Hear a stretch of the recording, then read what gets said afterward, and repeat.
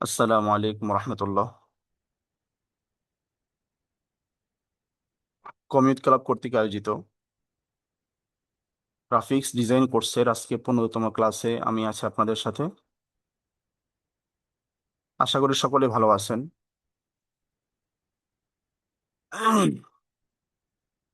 আজকে আমাদের 15তম ক্লাস।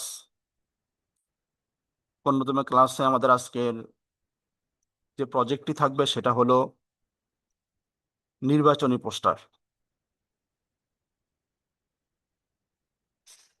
তো আমি গত কিছুদিন আগে আপনাদের একটা ক্লাস নিয়েছিলাম, সেখানে আপনাদেরকে আমি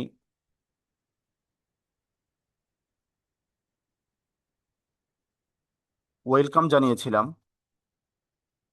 সেখানে ওয়েলকামের একটা মিনিং আপনাদেরকে আমি বলেছিলাম।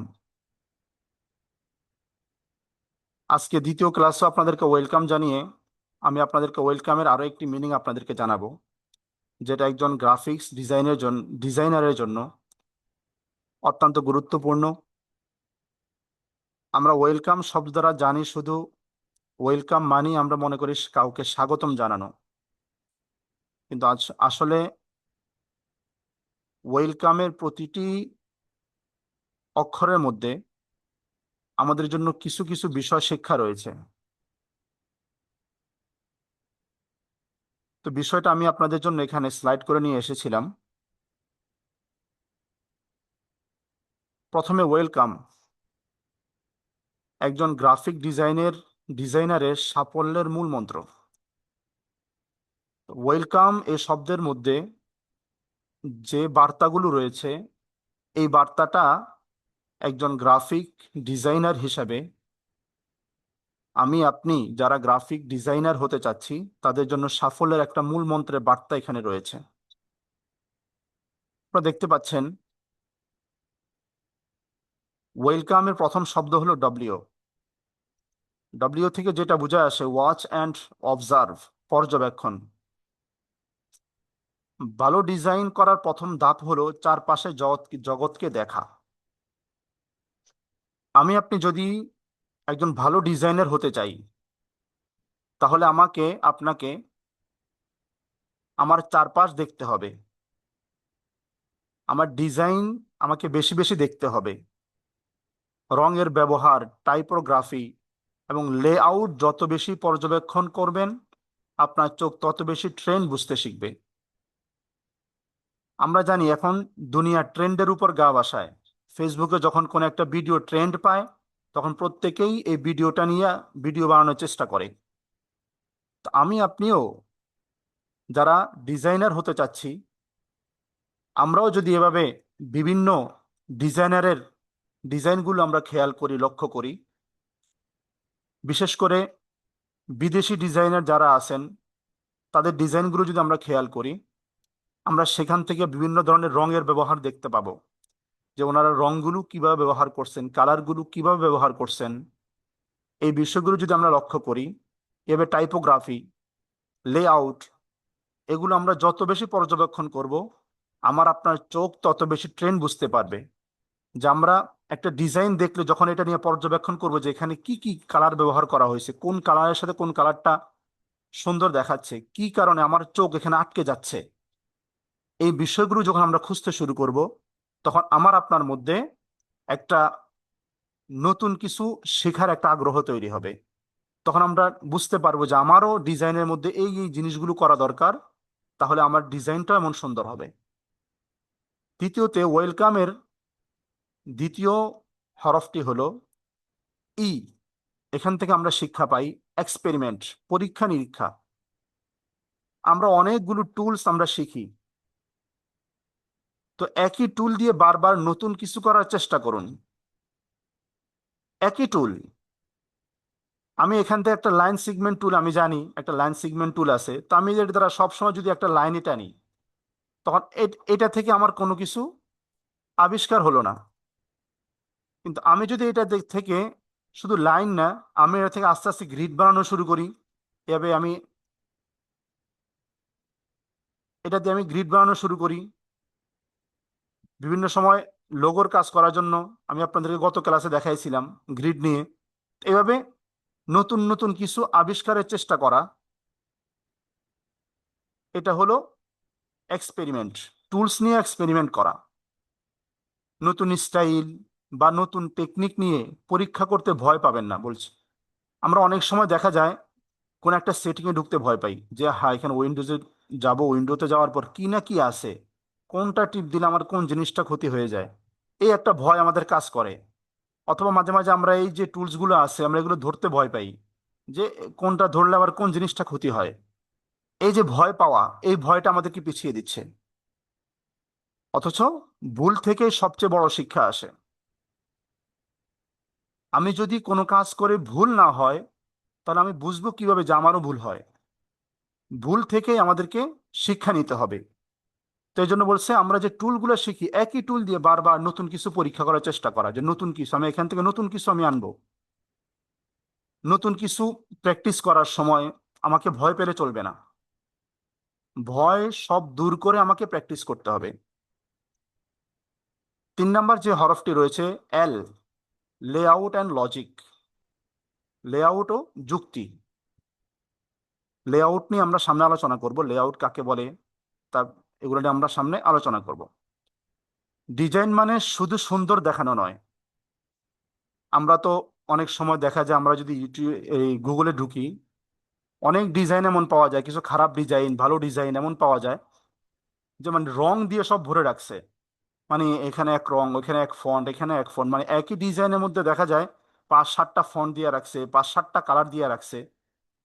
অনেকে মনে করে ডিজাইন মানে সুন্দর দেখানো, মানে কোন রকম কালার দিয়ে যদি আমি ভরতে পারি এটা এমন অনেক সুন্দর। না, বরং ডিজাইন মানে শুধু সুন্দর দেখানো নয়, এটি একটি সমাধান। আপনার প্রতিটি এলিমেন্ট কেন সেখানে আছে তার পেছনে একটি শক্ত যুক্তি এবং সঠিক লেআউট থাকা প্রয়োজন। যে আমি এখানে এই ডিজাইনটা যে করলাম, আমার এই ডিজাইনের, যেমন আমি আপনার এখানে একটা ডিজাইন দেখেন, যে আমার এখানে আমি একটা পেন টুলের একটা আইকন দিছি, কেন দিলাম? এখানে একটা ক্যামেরা দিলাম, এখানে একটা দিলাম, এখানে একটা ইপিএস এর একটা আইকন আমি বসাইলাম। এগুলো কেন দিলাম? এই প্রত্যেকটার পিছনে একটা করে যুক্তি থাকতে হবে আমার। যদি আমার যুক্তি থাকে, তাহলে এটাই হলো আমার সমাধান। কারণ আমি কি জন্য কাজটা করলাম যদি এটা আমার জানা না থাকে, তাহলে আমি কাজটাকে সুন্দর করে ফুটিয়ে তুলতে পারবো না।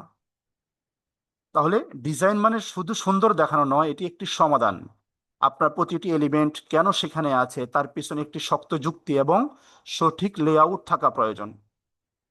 4 নাম্বার হরফটি হলো সি। সি থেকে কনসিস্টেন্সি, ধারাবাহিকতা। একদিনে কেউ প্রো ডিজাইন হয় না, যে একদিনেই কেউ প্রো ডিজাইনার হয়ে যাবে এটা সম্ভব না। প্রতিদিন অল্প হলেও ডিজাইন প্র্যাকটিস করুন। এই ধারাবাহিকতাই আপনার সাধারণ থেকে অসাধারণ করে তুলবে। আমরা অনেকে মনে করি যাক 4 মাস, 5 মাস, 6 মাস আমি ক্লাস করে গ্রাফিক ডিজাইন আমি শিখেছি, শেখার পরে এখন আমি মনে করি মাশাল্লাহ আমি তো অনেক বড় ডিজাইনার হয়ে গেছি। এই যে নিজেকে প্রো মনে করা এবং কিছুদিন প্র্যাকটিস করে নিজেকে প্রো হয়েও যাওয়া, এই যে মনে করা, এটা আসলে প্রো হওয়া হয় না। প্রো হতে হলে আমাকে প্রতিদিন একটা করে হলেও, আমাকে প্রতিদিন একটা করে ডিজাইন আমাকে প্র্যাকটিস করতে হবে। যদি আমি প্রতিদিন একটা করে ডিজাইনের ধারাবাহিকতা রাখি, তাহলে এই ছোট ছোট কাজগুলো আমাকে একদিন বড় করে তুলবে, সাধারণ কাজগুলো একদিন আমাকে অসাধারণ করে তুলবে। 5 নাম্বার ও, ওতে হলো অরিজিনালিটি, অর্থাৎ স্বকীয়তা। অন্যকে অনুসরণ করা শুরুর জন্য ভালো। অর্থাৎ আমরা এই যে এখন আমরা যে কাজগুলো করি, আপনাদেরকে আমরা যে কাজগুলো দেখাই, সেটা হলো অন্য আরেকজনের একটা পিকচার এনে, একটা লোগো এনে, অন্য আরেকজনের একটা ভিজিটিং কার্ড এভাবে এনে আমরা আপনাদেরকে সেটাকে কাজ করে দেখাই। এটা একজন শুরু, যারা বেসিক, তাদের জন্য এটা ভালো। কিন্তু শুধু এটার উপর পড়ে থাকলে চলবে না। ধীরে ধীরে নিজের একটি ইউনিক স্টাইল তৈরি করুন। অর্থাৎ আমাকে আপনাকে এভাবে, একজনকে আমি তো কপি করব, শুরু অবস্থায় একজনকে হুবহু কপি করতে পারা এটা অনেক ভালো। এই কপি করতে করতে আমি 10টা কপি করে যদি আমি নিজ থেকে একটা তৈরি করতে পারি, ওই একটাই আমার। এবার ধীরে ধীরে নিজের জন্য একটা ইউনিক স্টাইল তৈরি করা, যে আমি আমার একটা স্টাইল থাকবে, আমার স্টাইলটা দেখে সবাই বুঝবে যে আমি এই স্টাইলের মানুষ, আমার ডিজাইনগুলো এই স্টাইলের হয়। নিজের জন্য একটা স্টাইল এবং একটা ব্র্যান্ড তৈরি করা। আপনার কাজ যেন আপনার ব্যক্তিত্বের পরিচয় দেয়, অর্থাৎ আমার কাজটা দেখে যেন কেউ বলতে পারে এটা অমুকের কাজ। আমার কাজটা দেখে কেউ বলতে হবে যে এটা অমুকের কাজ, আমার বিষয়টা যেন এমন হয়। 3 নম্বর হলো sorry 6 number Mashrafe of tools. টুলের উপর দখল অর্থাৎ দক্ষতা। আমি অনেকগুলো টুল এখানে আমরা শিখছি, কিন্তু আমি সবগুলো টুল সম্পর্কে জানি না, কোন টুলটা কি কাজ করে আমি জানি না। তাহলে আমার মাস্টার হওয়া হবে না। বরং সফটওয়্যার যেমন ইলিস্ট্রেটর, ফটোশপ হলো আপনার অস্ত্র। অর্থাৎ এগুলো হলো আমার কাজ করার একটা যন্ত্র। অস্ত্র মানে সবসময় যে অস্ত্র মনে করে না, এগুলো আমার একটা অস্ত্র মানে যন্ত্র। এগুলো আমার একটা যন্ত্র। এই টুলগুলোর উপর যত ভালো দখল থাকবে, আয়ত্ত থাকবে, আপনার কল্পনাকে তত নিখুঁতভাবে স্ক্রিনে ফুটিয়ে তুলতে পারবেন। অর্থাৎ আমার এই যে টুলসগুলো আছে, এখানে মেনুগুলো আছে, কোনটায় কি কাজ, কোনটা দ্বারা কি কাজ করা যায়, যখন আমি এগুলো ভালোভাবে জানবো, তখন আমার কাজটা দ্রুত হবে এবং আমি কাজগুলোকে আরো সুন্দর, এবং আমার কল্পনা, আমার স্বপ্নকে, আমার ভিতর আমি যে ডিজাইনটাকে লালন করতেছি, এই ডিজাইনটাকে আমি স্ক্রিনে সুন্দরভাবে ফুটিয়ে তুলতে পারবো। শেষ হরফটি হলো ই। ই থেকে বার্তা হলো আই ফর ডিটেল, সূক্ষ্ম দৃষ্টি।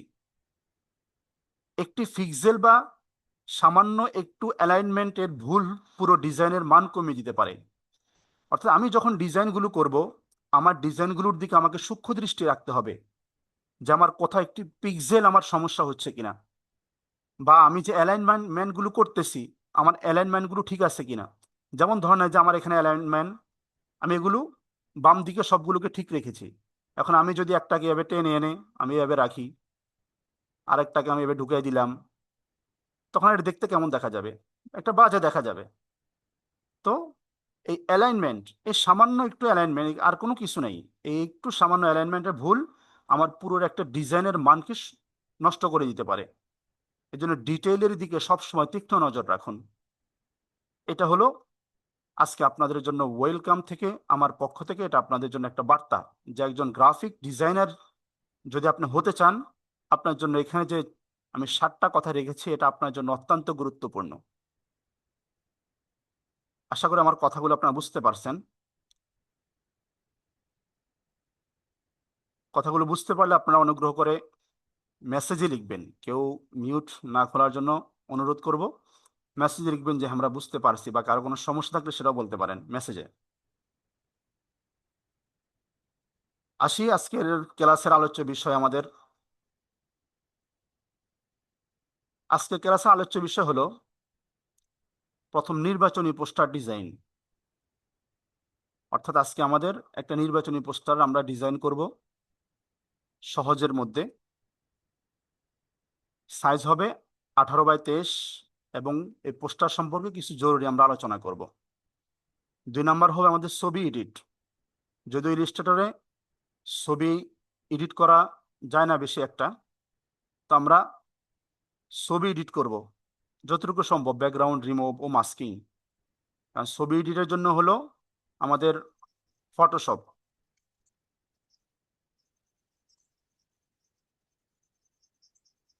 আচ্ছা, 3 নম্বর হলো ক্রিয়েট আউটলাইন, টেক্সট বা লেখাকে ভেক্টরে রূপান্তর করার প্রফেশনাল পদ্ধতি।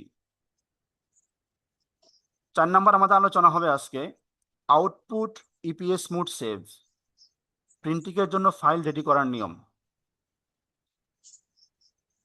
আসুন, যেহেতু আমাদের আজকে নির্বাচনী পোস্টার ডিজাইন, পোস্টারের লেআউট এবং হায়ারার্কি সম্পর্কে আমরা আজকে আলোচনা করব। আমরা এখানে লেআউট কয়েকবার পড়ে আসছি, তাই আমি বললাম যে আমরা সামনে আলোচনা করব। আসুন আমরা দেখি।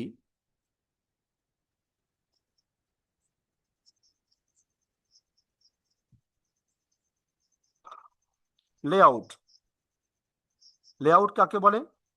গ্রাফিক ডিজাইনারের ভাষায়, গ্রাফিক ডিজাইনের ভাষায় লেআউট হলো একটি ফ্রেম বা আর্টবোর্ডের ভিতরে ডিজাইনের বিভিন্ন উপাদান, যেমন টেক্সট, ছবি, শেপ সুশৃঙ্খলভাবে সাজানোর পদ্ধতি।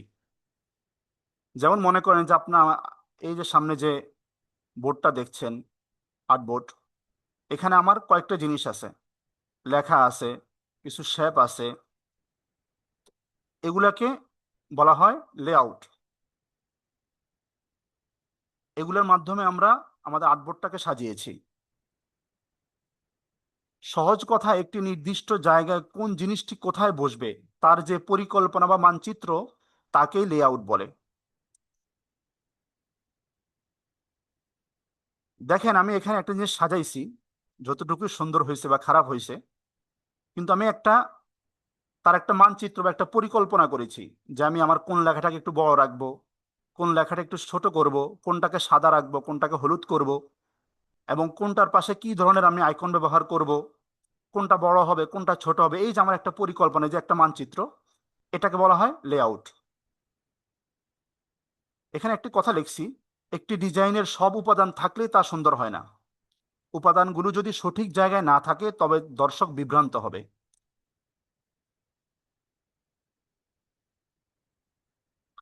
দেখেন, একটা ডিজাইন, আমার কাছে সবগুলো উপাদান আছে, যেখানে ছবি দরকার ছবি আছে, শেপ দরকার শেপ আছে, টেক্সট দরকার টেক্সট আছে। আমি বিভিন্ন জিনিস এনে আমি আমার আর্টবোর্ডটাকে রাখলাম, কিন্তু আমি লেখাটাকে এখানে রাখছি, কিন্তু আমি শেপটাকে রাখলাম এখান থেকে পাশে। আবার মন চাইলো আমি এটাকে এখানে না দিয়ে এটাকে এখানে রাখলাম। এভাবে আমি সবকিছু উলটপালট করে ফেললাম। তখন এই জিনিসটা আমার ডিজাইনকে সুন্দর করবে না। আমার তো সবকিছুই আছে, সবকিছু আমার এখানে আছে, কিন্তু থাকলে কি হবে? ওই যে সুশৃঙ্খল নাই, কোনটা কোথায় বসবে কোনটা কোথায় থাকবে, এই জিনিসটা এখানে না থাকার কারণে আমার ডিজাইনটা সুন্দরভাবে ফুটে উঠবে না, সুন্দর হবে না। উপাদানগুলো যদি সঠিক জায়গায় না থাকে তখন দর্শক বিভ্রান্ত হবে, যে আমি এখান থেকে লেআউট আলোচনা করতেছি কিন্তু লেআউটটাকে আমি এখানে নিচে রেখে দিলাম, তখন মানুষ বলে কি রে ভাই, এটা কি আলোচনা, এখানে কি আসলো? এখান থেকে মানুষ বিভ্রান্ত হবে। তাহলে সঠিক লেআউট থাকলে ডিজাইনটি দেখতে পেশাদার মনে হয়। আমার পরিকল্পনা যেটা, আমি যদি সুন্দর একটা পরিকল্পনা করি যে আমি আমার ডিজাইনটাকে, আমার লেখাটাকে আমি এই জায়গায় বসাবো এবং লেখার শুরুতে এই আইকন ব্যবহার করব, এবং এখানে এই ফন্ট ব্যবহার করব, এই ছবি আমি ব্যবহার করবো, এবার যদি আমি একটা পরিকল্পনা সাজিয়ে নেই, তখন আমার ডিজাইনটাকে একটা দেখতে পেশাদার মনে হবে। তথ্যগুলো সহজে পড়া যাবে, যাকে রিডাবিলিটি বলা হয়। দর্শকের চোখে সঠিক দিকে পরিচালিত করা যায়। আমরা জানি যে একটা ডিজাইন শুধু ভাষা না। আমরা যখন কোনো ডিজাইন করব, আমার ডিজাইনটা কাউকে পছন্দ করতে হলে ডিজাইনটা দেখার সাথে সাথে মানুষের চোখ সেখানে আটকে যেতে হবে। যদি সেখানে আটকে না যায়, তাহলে আপনার ডিজাইনটা মানুষের চোখে পড়বে না। ডিজাইন দেখে সেখানে আটকে যেতে হবে। তো দর্শকের চোখকে সঠিক দিকে পরিচালিত করতে হবে, যে দর্শক আমার ডিজাইনটা দেখে সে যেন সঠিক জিনিসটি বুঝতে পারে। তো এই জন্য আমাদেরকে সঠিক লেআউট আমাদেরকে ঠিক করতে হবে। লেআউটের মূল উপাদান সমূহ। লেআউটের মূল উপাদান কি? মার্জিন। আমাদের মার্জিন ঠিক রাখতে হবে, ডিজাইনের চারপাশে খালি জায়গা যা তথ্যকে আর্টবোর্ডের বাইরে চলে যেতে বাধা দেয়। ডিজাইনের চারপাশে আমি দেখেন আমার প্রত্যেকটা স্লাইডের মধ্যে দেখবেন যে আমি নির্দিষ্ট পরিমাণ জায়গা চতুর্পাশে খালি আছে। এই খালি রাখার কারণে কিন্তু এমন না যে আমার এটা খুব খারাপ দেখা যাচ্ছে, বরং আর্টবোর্ডের ডিজাইনের চারপাশে খালি জায়গা যারা তথ্যকে আর্টবোর্ডে বাইরে যেতে বাধা দেয়, যে এই যে খালি জায়গা যেটুকু আমি রাখবো, মার্জিন করব, যে এই থেকে বাইরে আমার তথ্যগুলো যাবে না, আমার লেখাগুলো যাবে না। 2 নম্বর হলো গ্রিড। এটি হলো ডিজাইনের অদৃশ্য কঙ্কাল। গ্রিড ব্যবহার করলে টেক্সট ও ছবিগুলো সোজা এবং সমান্তরাল থাকে। আমরা এখানে গ্রিড টুল আমরা চিনি, এই যে এটাকে বলে রেক্টেঙ্গেল গ্রিড টুল। এছাড়াও গ্রিড ব্যবহার করলে লেখাগুলোকে এটার মধ্যে রাখা যায়। 2 নম্বর হল অ্যালাইনমেন্ট। 3 নম্বর অ্যালাইনমেন্ট। লেখা বা ছবিগুলো কি বাম দিকে থাকবে, মাঝখানে নাকি ডান দিকে, তা নির্ধারণ করা। যেমন লেখাগুলো কোন দিকে থাকবে, আমি কি এগুলোকে যে অ্যালাইনমেন্ট করব, অ্যালাইনটাকে আমি ডান দিকে করব না বাম দিকে করব, না আমি মাঝখানে করব, কোন দিকে করব, এটা ঠিক করা। যেমন আমি এখানে অ্যালাইনগুলো করেছি সব বাম দিকে। এখন আমি যদি এখানে এমন করতাম যে একটাকে অ্যালাইন করতাম এভাবে, বাম দিকে, আরেকটাকে ডাইন দিকে, এবার যদি আমি অ্যালাইন করতাম তখন এটাকে দেখতে ভালো দেখাইতো না, এটাকে দেখতে ভালো দেখাইতো না। তো এই জন্য অ্যালাইন ঠিক রাখা এটা অত্যন্ত গুরুত্বপূর্ণ। 4 নম্বর হল হোয়াইট স্পেস, অর্থাৎ ডিজাইনের চারপাশে সাদা জায়গা রাখা, যেটা ডিজাইনের ভিতরকার ফাঁকা জায়গা যা ডিজাইনকে নিঃশ্বাস নিতে সাহায্য করে। আমি যখন একটা আর্টবোর্ডে কাজ করব, সাধারণত আমাদের আর্টবোর্ডগুলো সাদা থাকে, আমার এখানে যদিও কালো দেখাচ্ছে, আমি কালো নিয়েছি এই জন্য। তো এই যে চারপাশের জায়গাগুলো আপনারা দেখেন, এই যে আমি এখানে উপর থেকে অনেকগুলো জায়গা খালি রাখছি, সাইডে অনেকগুলো জায়গা খালি, এত বড় আর্টবোর্ডের মধ্যে আমি শুধু এতটুকু জায়গাকে আমি ব্যবহার করছি। তো চতুর্পাশে যে আমার খালি জায়গাগুলো আছে, এই খালি জায়গাগুলোর কারণে ডিজাইন নিঃশ্বাস নিতে পারে। অনেকেই আছে আমরা ডিজাইন করি একেবারে, আমার পোস্টার ডিজাইন করব তো একবার উপর থেকে নিয়ে নিচ পর্যন্ত এমন কোনো জায়গা খালি থাকে না যে জায়গা মাশাআল্লাহ করে আমি ভরপুর করি না, যে এখানে একটা জায়গা খালি আছে এখানে একটা এলিমেন্ট বসাই দেই, এই জায়গাটা খালি আছে এখানে একটা ছবি বসায় দেই। মানে এভাবে আমরা পুরোটা বোঝাই করার চেষ্টা করি না, বরং আমরা আমাদের ডিজাইনটা কেমন ভাবে সাজাবো যেন চতুর্পাশে সুন্দর একটা হোয়াইট স্পেস থাকে, সাজা জায়গা থাকে, এটা আমাদের ডিজাইনকে আরো সুন্দর করে তুলবে।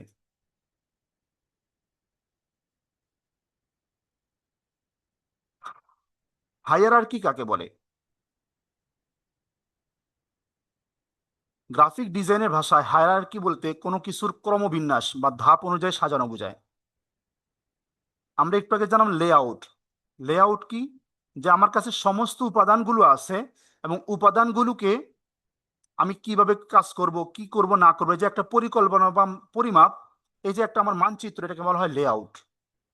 আর হায়ারার্কি বলা হয় গ্রাফিক ডিজাইনের পরিভাষায়, হায়ারার্কি বলতে কোনো কিছু ক্রমবিন্যাস, যে আমি কোনটার পরে কোনটা করব, কোনটার পর কোনটা বসাবো, কোনটার পর কোনটাকে রাখবো, এই যে ধাপে ধাপে সাজানো, এটাকে বলা হয় হায়ারার্কি। সহজ কথায় একটি ডিজাইনের অনেকগুলো উপাদানের মধ্যে কোনটি সবচেয়ে গুরুত্বপূর্ণ এটা আমাকে বের করতে হবে। কোনটা সবচেয়ে গুরুত্বপূর্ণ, কোনটি তারপরে, কোনটি সবার শেষে, এই ধারাবাহিকতা বজায় রাখাকেই হায়ারার্কি বলা হয়। আমরা যখন কোনো একটা ডিজাইন করি তখন ডিজাইনের মধ্যে সবকিছু কিন্তু গুরুত্বপূর্ণ থাকে না, কিছু থাকে গুরুত্বপূর্ণ, কিছু থাকে তার চেয়ে কিছু মানে হালকা গুরুত্বপূর্ণ, কিছু থাকে আরো একটু কম গুরুত্বপূর্ণ। এভাবে আমাকে ডিজাইনগুলোর মধ্যে আমাকে ধাপ লেভেল সাজাইতে হবে।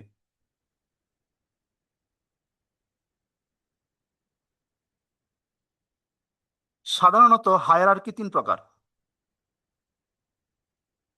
কি কি?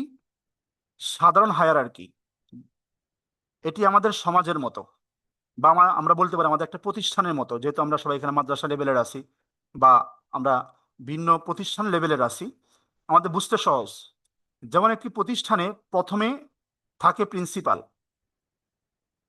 আমাদের মাদ্রাসাগুলোতে প্রথমে থাকে মোতামিম সাহেব, বা আমরা আলিয়া মাদ্রাসা বা স্কুল কলেজগুলো যদি বলি, প্রিন্সিপাল থাকেন, তারপর ভাইস প্রিন্সিপাল, তারপর টিচার এবং সবশেষে ছাত্র। এই যে একটা ধাপ, এই ধাপগুলো আমাদের ডিজাইনের মধ্যে আছে, ঠিক তেমনি ডিজাইনের তথ্যের একটি গুরুত্বের স্তর থাকে, যে আমাদের ডিজাইন যে আমরা করি, আমাদের ডিজাইনের মধ্যে তথ্যের মধ্যে এমন গুরুত্বের একটা স্তর থাকে, কেউ বড়, কেউ একটু ছোট, কেউ আরো ছোট, কেউ একেবারেই ছোট, কেউ বড় জায়গা পাওয়ার মালিক, কেউ তার চেয়ে কম জায়গায় পাওয়ার মালিক। এভাবে এটাকে বলা হয় সাধারণ হায়ারার্কি, জেনারেল হায়ারার্কি। 2 নম্বর হলো ভিজুয়াল হায়ারার্কি, যেটা আমাদের ডিজাইনের জন্য অত্যন্ত গুরুত্বপূর্ণ। ভিজুয়াল হায়ারার্কি ডিজাইনেই ডিজাইনে এটি সবচেয়ে বেশি ব্যবহৃত হয়, ডিজাইনের মধ্যে এই ভিজুয়াল হায়ারার্কিটা সবচেয়ে বেশি ব্যবহার হয়। এর মূল লক্ষ্য হলো দর্শকের চোখে নিয়ন্ত্রণ করা, অর্থাৎ আমি আমার ডিজাইন দিয়ে আমার দর্শকের চোখ নিয়ন্ত্রণ করব। আপনার ডিজাইনের সব লেখা বা ছবি যদি সমান সাইজের হয় তবে দর্শক বিভ্রান্ত হবে। এই যে আপনারাই আমার এখানে দেখেন, আমি কিন্তু একই ধরনের আইকন এখানে ব্যবহার করেছি। আমিও এখানে প্রথমে হায়ারার্কির এখানে সংজ্ঞা এনেছি, সেখানে আমি একটু বড় রেখেছি, তারপরে এসে আমি হায়ারার্কি প্রকার ভাগ করে সেখানেও আমি আইকনগুলো রেখেছি তার চেয়ে একটু ছোট। অর্থাৎ হায়ারার্কির জিনিসটা হলো তার জায়গা বেশি পাওয়া দরকার। তাকে চেনার জন্য, বোঝার জন্য। তারপর তার প্রকারগুলো সেখানে একটু ছোট। তারপর আবার তার আরেকটা সাব প্রকার, সেটার জন্য আমি আরেকটু ছোট রেখেছি। কিন্তু যদি আমি সবগুলো এমন বড় বড় রাখতাম, এটার মতো করে এভাবে সবগুলো বড় বড় রাখতাম, তো আপনার কাছে দেখতে এগুলো কেমন দেখা যেত? খারাপ দেখাইতো।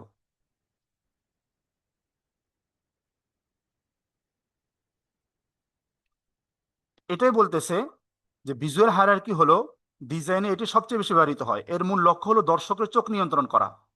আপনার ডিজাইনের সব লেখা বা ছবি যদি সমান সাইজের হয়, তবে দর্শক বিভ্রান্ত হবে। হায়ারার্কি ব্যবহার করলে দর্শক বুঝতে পারে তাকে আগে কি দেখতে হবে। আমার এখানে বড়টা দেখে আপনারা বুঝবেন যে এখানে আগে আমার এই কথাটা দেখতে হবে, যেটা এত বড় কেন দিছে, এটা কেন একটু ছোট হলো, এটা আরো ছোট কেন। তো এটা হলো ভিজুয়াল হায়ারার্কি। 3 নম্বর হলো টাইপোগ্রাফিক হায়ারার্কি। আমরা অনেকেই আমাদের ডিজাইনের মধ্যে টাইপোগ্রাফি ব্যবহার করি। এটি মূলত টেক্সট বা লেখার ক্ষেত্রে প্রযোজ্য। Level 1 heading. আমরা তো টাইপোগ্রাফি বুঝতে মনে করি যে পেঁচানো ঘোষানো একটা লেখা, এটা হলো টাইপোগ্রাফি না। টাইপোগ্রাফি মানে টেক্সট। তো এই টেক্সটের ক্ষেত্রে আমাদের গুরুত্ব কি দিতে হবে? প্রথমে লেভেল, হেডিং। প্রথমে থাকবে একটা হেডিং, এটি সবচেয়ে বড় ও বোল্ড হয়। যেমন দেখেন আমার এখানে হেডিং, আমি এটাকে একটু বড় রাখার চেষ্টা করছি এবং একটু বোল্ড রাখার চেষ্টা করছি। এখানে উদাহরণ দিয়েছি যেহেতু আজকে আমরা নির্বাচনী পোস্টার ডিজাইন করবো ইনশাল্লাহ, এর জন্য উদাহরণ যেন প্রার্থীর নাম। একটা ডিজাইন নির্বাচনী পোস্টারের মধ্যে প্রার্থীর নামটা হলো গুরুত্বপূর্ণ। মানুষ বুঝতে হবে যে এই লোকটার নাম এই। তারপরে 2 নম্বর লেভেল হলো সাব হেডিং। এটি হেডলাইনের চেয়ে ছোট হয়। যেমন পদের নাম, যে সে কোন পদে, সে কি একজন এমপি, একজন মন্ত্রী, না একজন চেয়ারম্যান, না একজন মেম্বার, সে কি মেম্বার পদপ্রার্থী, নাকি সে চেয়ারম্যান পদপ্রার্থী, নাকি সে এমপি পদপ্রার্থী, না মন্ত্রী। এইটা এখান থেকে, এটা হলো সাব হেডিং। তার প্রথমে তার বড় নামটা হলো হেডিং, নামটা হলো হেডিং যেটা বড় এবং বোল্ড হবে।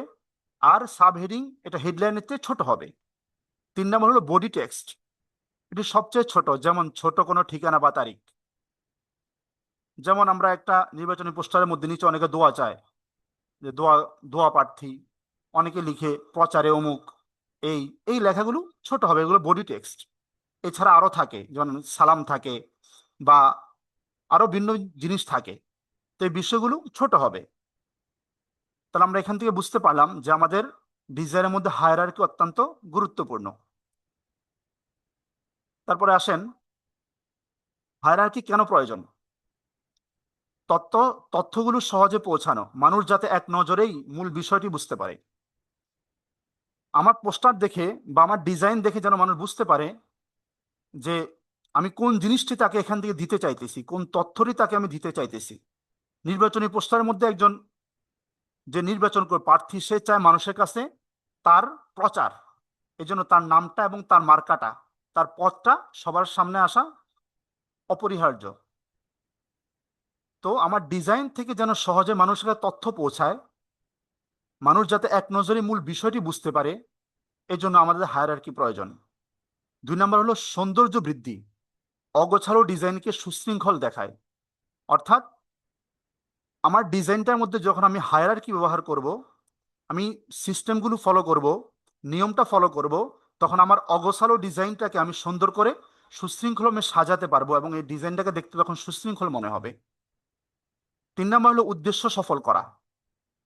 আপনার ডিজাইনটা যদি মানুষকে সঠিক তথ্য সবার আগে দিতে পারে, তবেই সেটি সফল। সফল ডিজাইন সেটা নয় যে আমি এটাকে খুব সুন্দর করলাম, খুব ডিজাইন করলাম, এদের মধ্যে অনেক রকম অনেক কিছু দিয়ে আমি এটাকে একটা ডিজাইন সাজালাম, কিন্তু আমার মূল ফোকাস যেটা, সেটাকে আমি ফুটিয়ে তুলতে পারি নাই, তাহলে সেটা আমার সফলতা হবে না। এখানে একজন ব্যক্তির উক্তি আমি কালেক্ট করেছিলাম, design is not just what it looks like and feel like, design is how it works. অর্থ কি? ডিজাইন মানে কেবল কোনো জিনিস দেখতে কেমন সুন্দর বা চকচকে লাগছে তা নয়। যে একটা ডিজাইন আমার সামনে আসলো, এটা দেখতে বাহ কি সুন্দর, চকচক, লাল, নীল, হলুদ, যা আছে যত ধরনের কালার ব্যবহার করা যায় সব কালার ব্যবহার করছি, চকচকে লাগতেছে, না এটা কোনো ডিজাইন না। বরং ডিজাইনটি আসলে কতটা কার্যকরভাবে কাজ করেছে বা উদ্দেশ্য পূরণ করেছে সেটাই আসল। যে আমি এই ডিজাইন থেকে আমার কি উদ্দেশ্য, এই উদ্দেশ্যটাকে আমি কতজনের কাছে পৌঁছাইতে পারলাম, আমার ডিজাইনটা থেকে মানুষ উদ্দেশ্য বুঝতে পারলো কিনা, এটাই হলো আসল বিষয়। তাহলে আমরা বুঝতে পারলাম হায়ারার্কি আমাদের কেন প্রয়োজন। তারপরে আসেন একটা পোস্টারের মধ্যে লেআউট এবং হায়ারার্কি, ফোকাস পয়েন্ট, প্রার্থীর ছবি এবং প্রতীক যেন সবার চোখে পড়ে। এটা হলো ফোকাস। একটা পোস্টার মধ্যে আমাকে ফোকাস রাখতে হবে প্রার্থীর ছবি এবং প্রতীক, যে লোকটা কে, লোকটার চেহারা দেখা যাওয়া, এবং সে কি মার্কায় দাঁড়াইলো, তার মার্কাটা কি, প্রতীকটা কি, সে কি নৌকায়, না ধানের শীষ, না দাড়ি পাল্লায়, না হাত পাখায়, না আনারস, না চায়ের কাপ, সে কিসের মধ্যে দাঁড়াইলো, এটা এখানে চোখে পড়তে হবে। 2 নম্বর হলো টাইপোগ্রাফি, নাম এবং পদের ফন্ট সাইজ বড় ও বোল্ড হওয়া, যে তার নাম এবং পদ, এটা ফন্ট সাইজ বড় হবে এবং বোল্ড হবে। 2 নম্বর হলো রিডাবিলিটি, যেটা আমরা একটু আগে দেখে আসছিলাম, রিডাবিলিটি, দূর থেকে পড়ার যোগ্যতা নিশ্চিত করা। আমার ডিজাইনটা এমন হতে হবে যে একজন মানুষ দ্রুতগামী গাড়ি দিয়ে যাইতেছে, সে বাসে আছে, সে মাইক্রোতে আছে, প্রাইভেট কারে আছে, সে যেন ওইখানে থেকে আমার ডিজাইনটাকে দেখে সে সেখান থেকে আমার ডিজাইনটা থেকে তার উদ্দেশ্য হাসিল করতে পারে। এটাকে বলা হয় রিডাবিলিটি, দূর থেকে পড়ার যোগ্যতা নিশ্চিত করা। যে আমি তো স্ক্রিনের সামনে পড়তেছি, কিন্তু আমার যে দর্শক যে দেখবে সে যেন দূর থেকে আমার ডিজাইনটাকে দেখে সেটা উদ্দেশ্য হাসিল করতে পারে এবং সে এটা পড়তে পারে। 4 নাম হলো মার্জিন, প্রিন্টিং এর জন্য কমপক্ষে 0.25 ইঞ্চি ব্লিড ও মার্জিন রাখা, কমপক্ষে, আরো বেশি রাখা যাইতে পারে। কারণ আমরা জানি প্রিন্টিং এ যখন আমরা আমাদের ডিজাইনগুলো পাঠাই, সেগুলো বের করতে হলে পাশে কাটিং মার্ক রাখতে হয়, পাশাপাশি আরো কিছু খালি জায়গা রাখতে হয়। যদি আমি খালি জায়গা এতটুকু রাখলাম যে কাটার কারণে আমার কোনো লেখা চলে গেল, তখন আমার ডিজাইনটা নষ্ট হয়ে যাবে।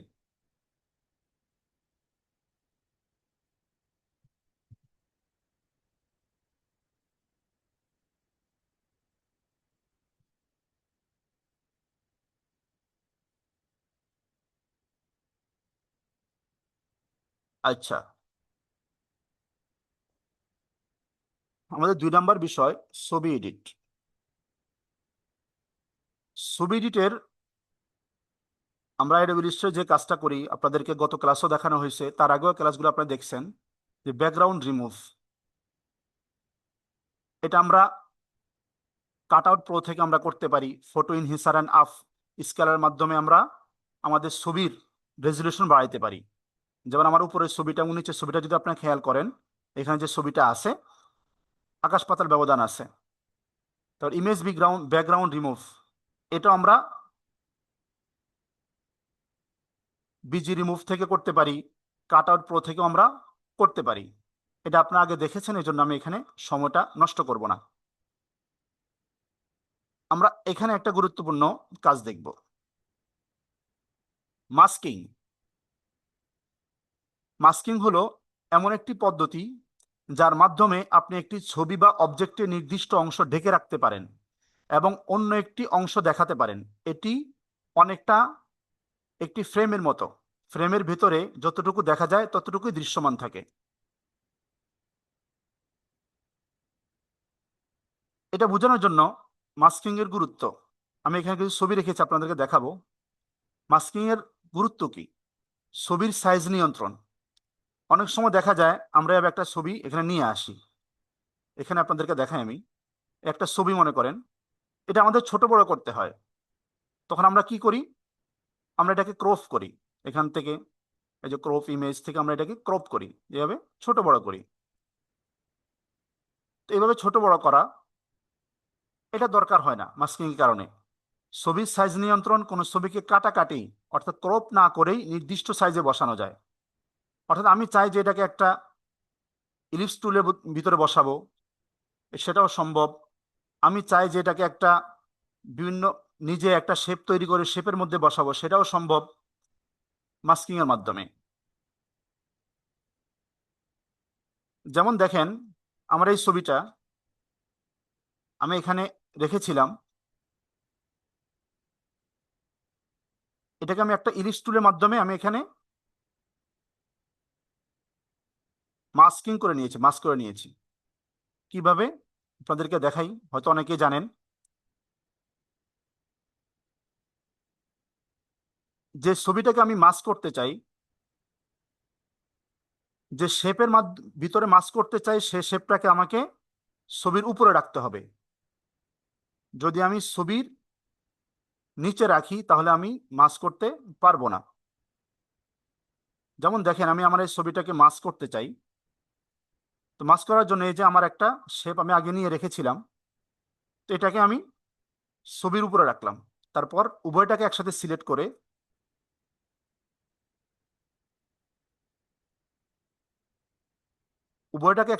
করে, আমাদের মাউসের রাইট বাটন ক্লিক করলে এখান থেকে এখানে দেখতে পারবেন make clipping mask, make clipping mask. আমি যখন এখানে ক্লিক করব তখন দেখতে পাচ্ছেন যে আমি যতটুকু দেখাতে চাইতেছি আমি ততটুকু ক্লিপিং মাস্ক করে একটা ফ্রেমের মধ্যে আমি ঢুকিয়ে নিলাম। এভাবে আমরা যদি চাই যে অন্য কোনো শেপ তৈরি করে সেই শেপের মধ্যে আমরা রাখবো, সেটাও সম্ভব।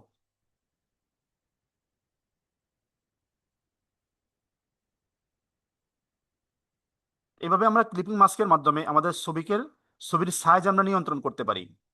অনেক সময় দেখা যায় আমরা গুগল থেকে বিভিন্ন পিকচার আনি কোনো কাজ করার জন্য। পিকচার আনার পর সেটাকে ক্রপ করে ছোট করি, তো সেটা ক্রপ করেও ছোট করা যায়। আবার আমরা এভাবে মাস্কিং করেও সেটাকে ছোট করে নিতে পারি। 2 নম্বর আসেন সৃজনশীল ডিজাইন। মাস্কিং গুরুত্ব কি? সৃজনশীল ডিজাইন, টেক্সটের ভিতরে ছবি ঢুকানো। এই দেখতে পাচ্ছেন আমার এখানে একটা টেক্সট, এটার ভিতরে আমি এই পিকচারটাকে ঢুকিয়েছি।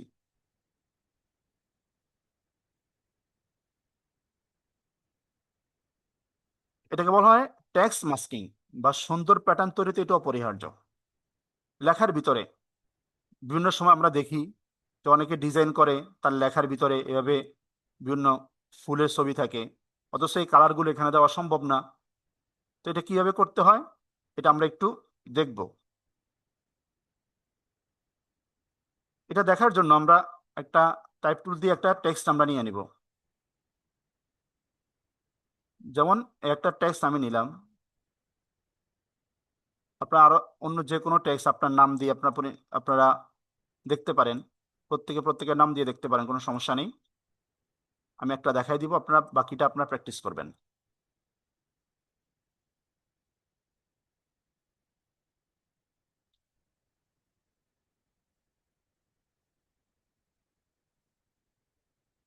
এটার মধ্যে আমরা একটা বোল্ড ফন্ট দিয়ে নিব। বোল্ড ফন্ট দিলে ফায়দা কি হবে, উপকার কি হবে? তাহলে আমার ডিজাইনটা দেখতে সুন্দর হবে।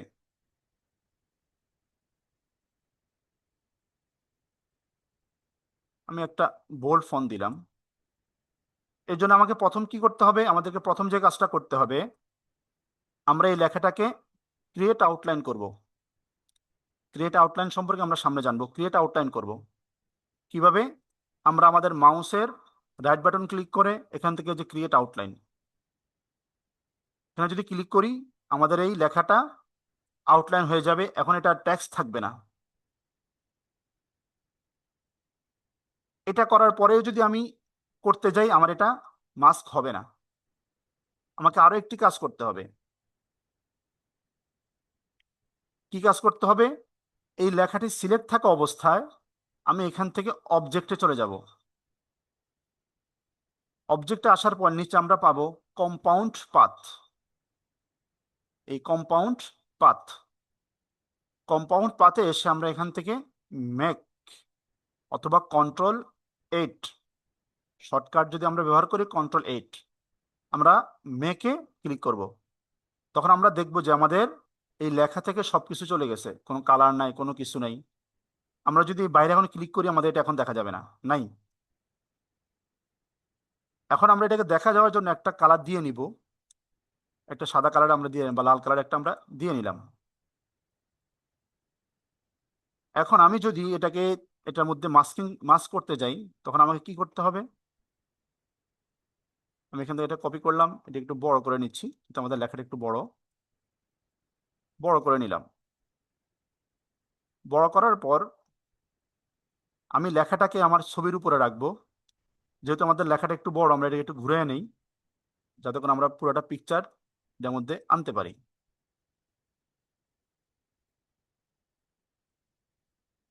আমরা একটু ছোট করলাম, পিকচার পরিমাণ করলাম বোঝার জন্য, আপনি আরো বড় করে নিতে পারেন, সমস্যা নেই। এখন আমরা পিকচার এবং টেক্সট দুইটা আমরা সিলেক্ট করব। তারপর আবার আমরা মাউসের রাইট বাটন ক্লিক করব, এখান থেকে ম্যাকে ক্লিপিং মাস্ক, দেখতে পাচ্ছেন খুব সুন্দরভাবে ডিজাইনটা আমাদের লেখার মধ্যে ঢুকে গেছে।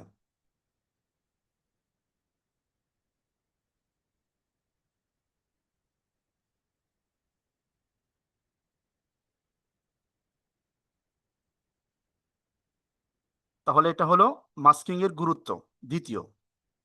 3 নাম্বার হলো এডিটেবল এডিটেবল। মাস্কিং করার পরেও আপনি ছবিটিকে ডাবল ক্লিক করে এর ভেতরে নাড়াচাড়া বা ছোট বড় করতে পারবেন। যেমন দেখেন, আমি এখানে ছবিটি রেখেছি, একটা ছবি, এটাকে মাস্ক করা। এখন আমরা যদি এই ছবিটাকে চাই যে একটু বড় করব বা একটু ছোট করব, সেটা কিভাবে সম্ভব হবে? প্রয়োজন হতে পারে কখনো আমাদের। তখন আমরা যদি এটার মধ্যে ডাবল ক্লিক করি, তখন আমরা এটাকে বড় ছোট করতে পারবো। এই যে দেখেন, নাড়াচড়া করা সম্ভব হচ্ছে, এটাকে চাইলে আমরা বড় করতে পারবো। ধরে আমরা এটাকে বড় করতে পারবো। এই যে দেখেন, দেখেন এটা বড় হয়ে গেছে। এটাবে আমরা এটার মধ্যে ডাবল ক্লিক করলে এটাকে আমরা বড় ছোট করতে পারবো। এই যে আমরা যদি চাই আরো ছোট করব, আরো ছোট করতে পারবো। তাহলে এভাবে আমরা আমাদের মাস্ক করা অবজেক্ট ডিজাইনকে আমরা চাইলে ছোট বড় করতে পারি।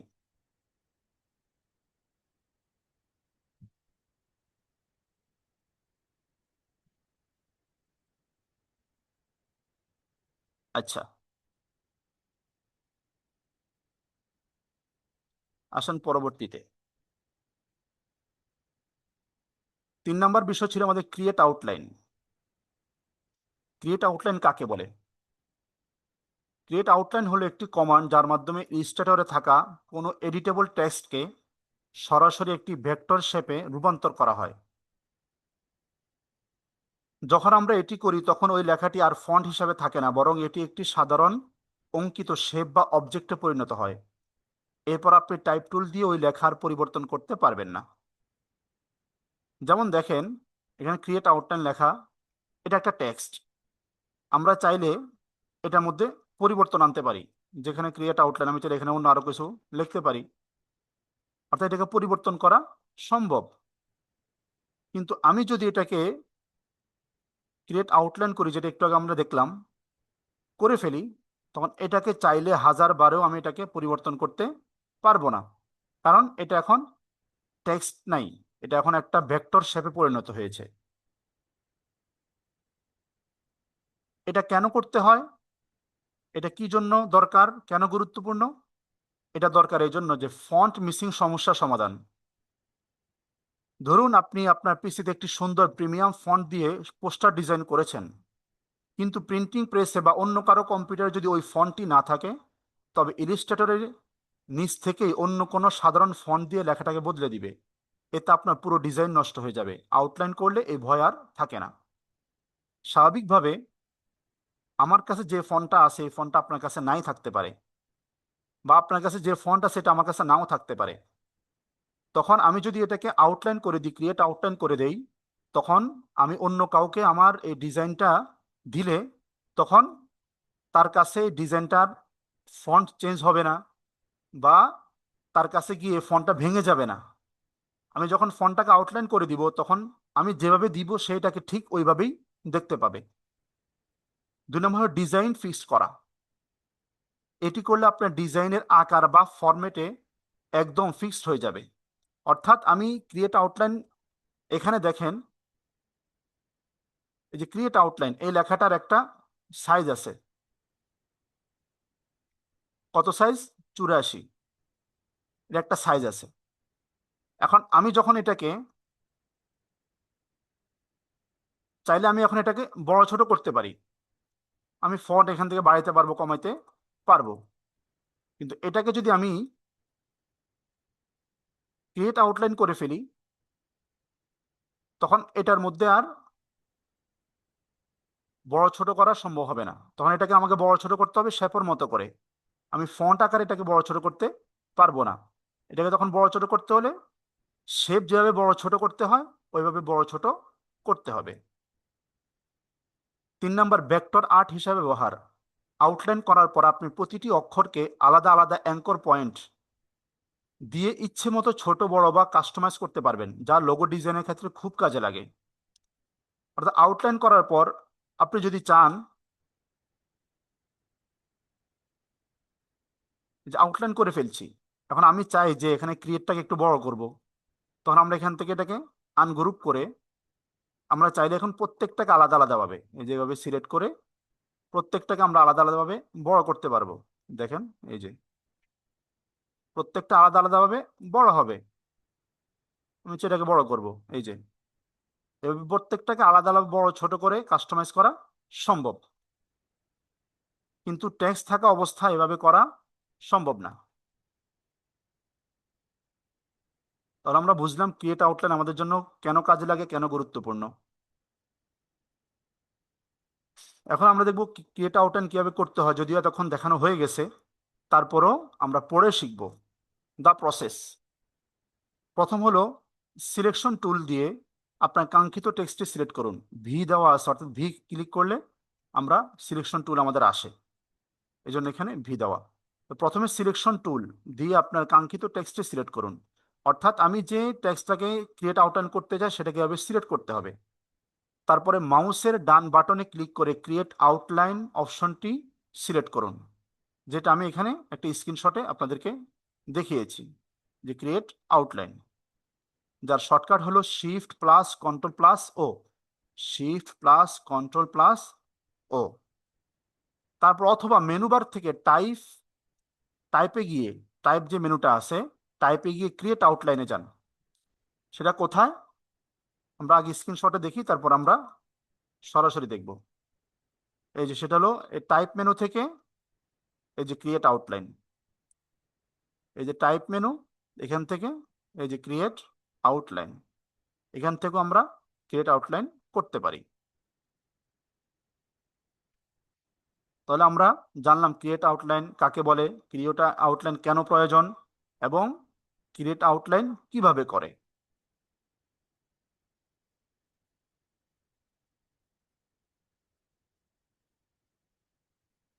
আসেন আজকের প্রজেক্ট লাইভ ডিজাইন। আমরা আজকের একটা প্রজেক্ট দেখব সাদা কালো, কারণ আমাদের বর্তমান আইন অনুযায়ী সাদা কালোই করার জন্য বলা হয়। এই প্রজেক্টে আমাদের কি কি দরকার, আমরা ক্রেস থেকে একটি সম্পূর্ণ নির্বাচনী পোস্টার তৈরি করব। সাইজ হবে 18x23 size, artboard setup, clipping মাস্কের ব্যবহার, কাস্টম ভেক্টর শেপ তৈরি, প্রফেশনাল গ্রেডিয়েন্ট ইফেক্ট। যদি আমরা এখানে গ্রেডিয়েন্ট ব্যবহার করি নেই সাদা কালো হওয়ার কারণে, যদি আপনি কালারিং করতে চান সেখানে গ্রেডিয়েন্ট ব্যবহার করতে পারেন। তো তার আগে আমরা আরেকটা আলোচনা করব, সেটা হলো output EPS mode save, printing এর জন্য ফাইল রেডি করার নিয়ম। আউটপুট কি? গ্রাফিক্স ডিজাইনের ভাষায় আউটপুট বলতে বোঝায় আপনার ডিজাইনটি ফাইনাল করা, অর্থাৎ আমার ডিজাইন পরিপূর্ণভাবে ফাইনাল করে ফেলা, যেখানে আর কোনো হাত আমি দিব না, এটা হলো আউটপুট। কাজ শেষ হওয়ার পর প্রিন্ট বা ডিজিটাল ব্যবহারের জন্য যখন ফাইলটি রেডি করা হয় তখনই একে আউটপুট হিসেবে ধরা হয়। তাহলে আউটপুট মানে কি?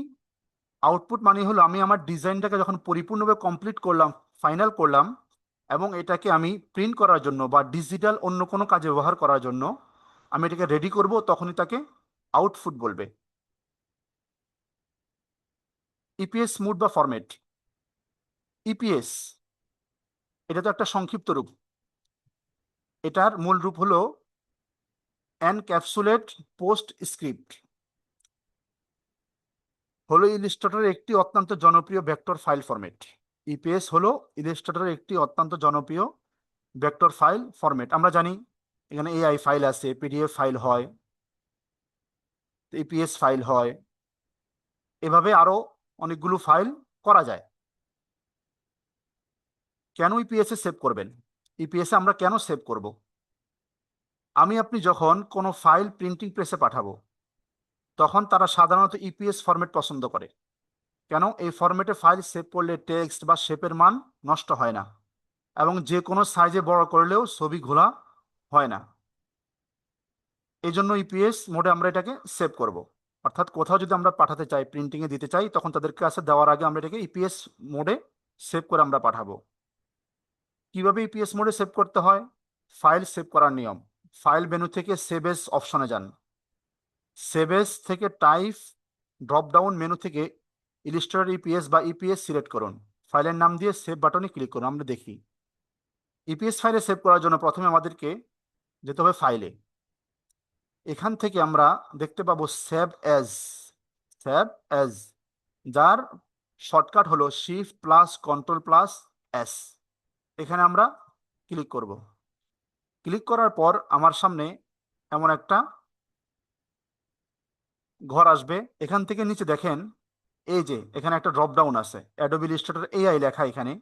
এই যে একটা ড্রপ ডাউন, এখানে ক্লিক করলে আমরা এখানে দেখতে পাবো পিডিএফ, ইপিএস, এ এআইটি, এসবিজি, এসবিজিজেড। এই যে এখানে সবগুলো ফাইল। এখান থেকে আমরা এই যে ইপিএস ইলাস্ট্রেটর, এই যে ইপিএস, এটাকে সিলেক্ট করব। এটাকে সিলেক্ট করে আমরা এখান থেকে সেভ দিব। আমি আপাতত সেভ দিলাম না, আমরা এখান থেকে সেভ দিয়ে নিব। তাহলে আমরা ইপিএস ফাইলে এটাকে সেভ করতে পারবো। আচ্ছা, আপনাদের জন্য আমি সেভ দিয়েই দেখাই যে সেভ দিলাম ইপিএস ফাইল। তো তারপরে আমার একটা পপ আপ আসবে। এখান থেকে আমরা সবকিছু ঠিক রেখে আমরা এখান থেকে ওকে করে দিব যে আমাদের ইপিএস ফাইল রেডি হয়ে গেছে।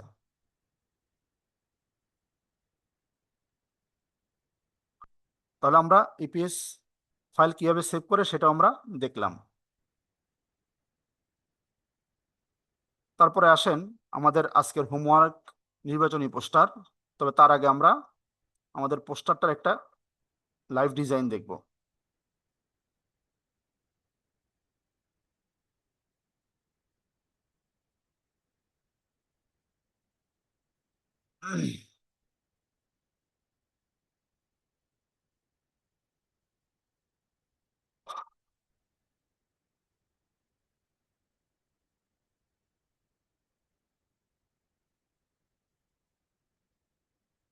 আমি ডিজাইনটা করেছিলাম নিজে নিজে, এখন আপনাদেরকে দেখানোর জন্য আবার ডিজাইনটা করব। তার জন্য আমি এখানে একটা কপি করে নিলাম।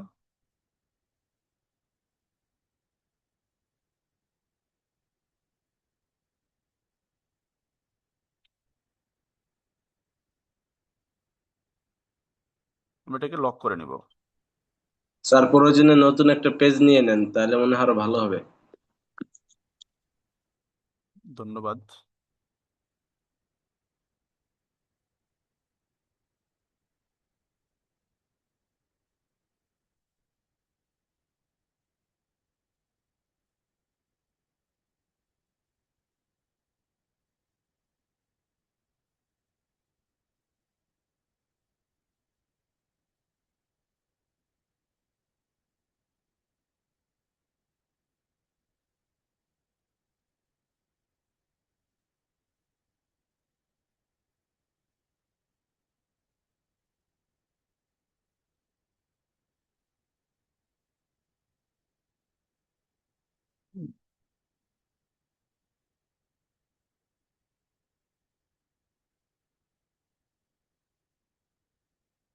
আমরা যখন প্রিন্টের জন্য কোনো ডিজাইন করব, তখন আমরা আমাদের খেয়াল রাখতে হবে, যখন আমরা পেজ নিব তখন আমাদেরকে অবশ্যই এই উপরে দেখেন সিএমওয়াইকে, আমরা সিএমওয়াইকে কালার ব্যবহার করব। আমরা এখানে যদি আরজি ব্যবহার করি তাহলে আমাদের প্রিন্ট সুন্দর হবে না। তো এই জন্য আমাদেরকে সিএমওয়াইকে ব্যবহার করতে হবে। তো আমাদের ডিজাইনটি আজকে হলো 18x23, 18x23 সাইজ হবে। তো এই জন্য আমরা প্রথমে যে কাজটা করব, আমরা একটা আর্টবোর্ড নিয়েছি। এখন আমরা আমাদের ডিজাইনটা করব। এই জন্য আমরা একটা রেক্টেঙ্গল টুল নিয়ে নিলাম। আমরা এটাকে এভাবেও নিতে পারি। আবার এখানে আমরা যদি ক্লিক করি আমাদের এখানে সাইজের জায়গা আসবে। এখান থেকে যদি আমরা সাইজটা দিয়ে দেই 18 বাই 23, ওকে দিলে আমাদের শেপটা রেডি।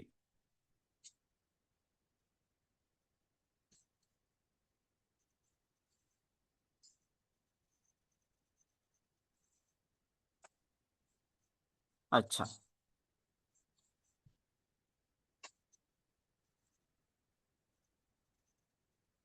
এটা একটু অপাসিটি কমাই দিলাম। দেওয়ার পর আমরা এটাকে আরেকটা কপি করব।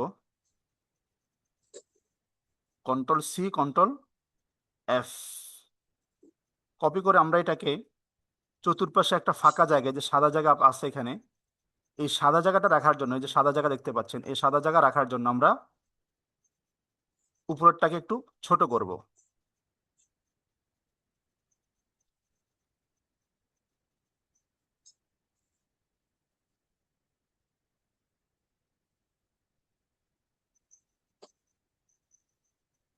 আমরা এটাকে এভাবে ছোট করতে পারি কপি করার সময়। আর যখন আমরা নিজে ডিজাইন করব তখন আমাদেরকে খেয়াল রাখতে হবে যে কমপক্ষে আমরা দেখে আসছি যে 0.25, 25, দুই পাশ থেকে যেন কমপক্ষে 1 ইঞ্চি আমাদের খালি থাকে, তাহলে আমাদের ডিজাইনটা দেখতে সুন্দর হবে। দুই পাশ থেকে, এক পাশে হয়তো আধা ইঞ্চি, আরেক পাশে আধা ইঞ্চি, দুই পাশ থেকে হবে 1 ইঞ্চি হতে পারে।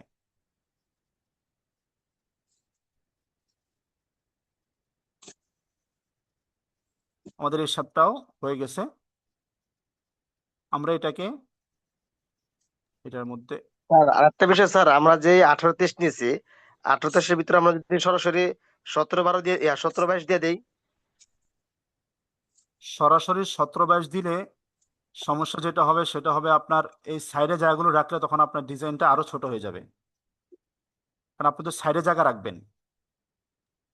জি, না এটা এটার ভিতরে স্যার, এটা আমরা 18-23 আছে, এটার ভিতরে কপি দিয়া আপনার পেস্ট এফ আচ্ছা, দিয়া আপনি যদি আপনার 17-22 দেই। আচ্ছা, আপনার প্রশ্নগুলো আমরা একটু পরে শুনি। প্রশ্নের পর্ব আছে, আমরা আগে ডিজাইনটা দেখি, নাহলে আমাদের ক্লাসটা বড় হয়ে যাবে। আমার গত ক্লাসটা প্রায় 2 ঘন্টা হয়ে গেছিল, আমি চাই না সে ক্লাসটা 2 ঘন্টা হোক।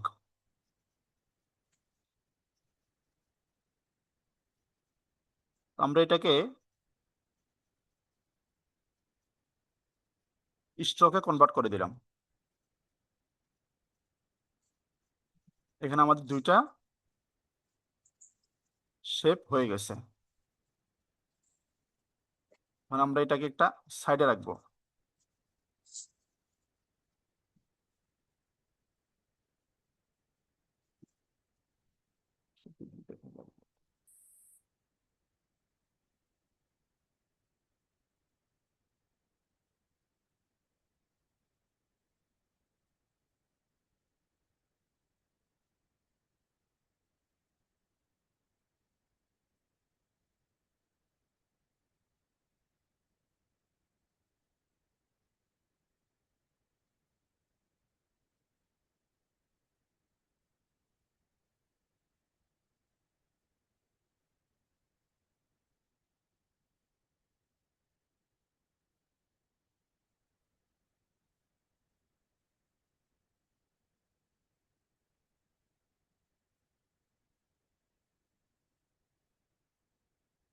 স্ট্রোকটা একটু বাড়াই দিই আমরা, তাহলে দেখা যাবে।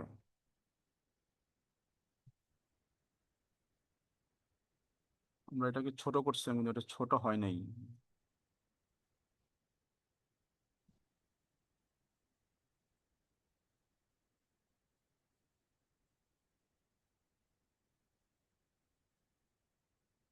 আমরা কাজটা আবার করি।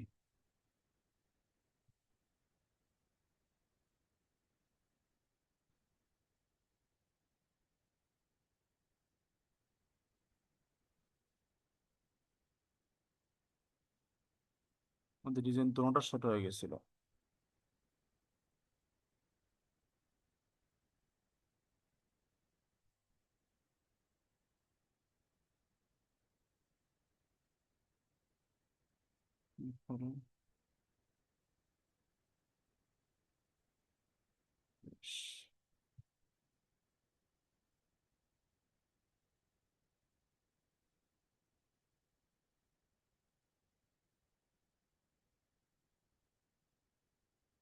আমরা সাইডে রাখলাম।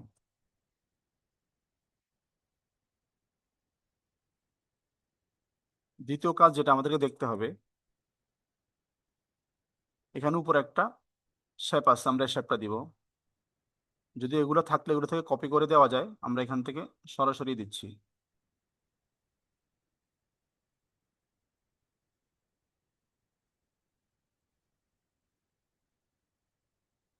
ভালো।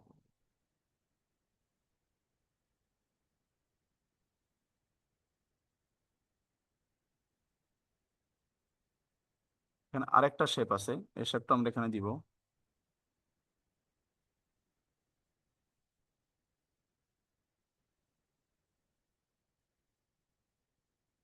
এই শেপটা, নিচের শেপটা একটু বাঁকা, আমরা দেখেছি। এটাকে কিভাবে বাঁকা করব, এর জন্য আমরা আমাদের ডাইরেক্ট সিলেকশন টুল নিব। এই কর্নারটাকে আমরা এভাবে টেনে এভাবে এখানে মিশিয়ে দিব। আবার এটাকে সিলেক্ট করব, এটাকে ধরে এখানে বসিয়ে দিব। এই যে আমাদের শেপ হয়ে গেছে।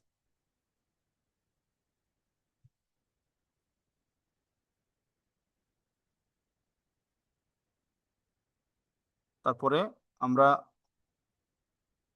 এখানে একটা শেপ দেখতে পাচ্ছি, এই শেপটা আমরা নিব।